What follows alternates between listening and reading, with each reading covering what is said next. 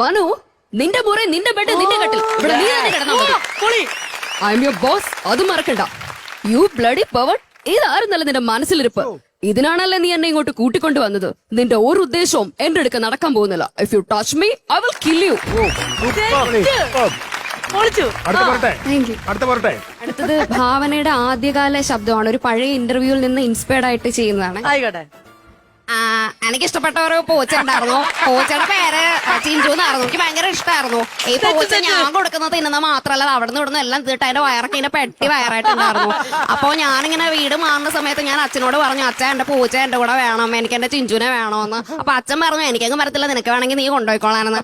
അങ്ങനെ ഞാൻ പൂച്ചനെ അവിടെ നിന്നിട്ട് ഇങ്ങനെ കൈകൊണ്ട് കാണിച്ചപ്പോ പൂച്ചയുടെ വഴിക്ക് പോയി, ഞാൻ എന്റെ വഴിക്ക് പോയി.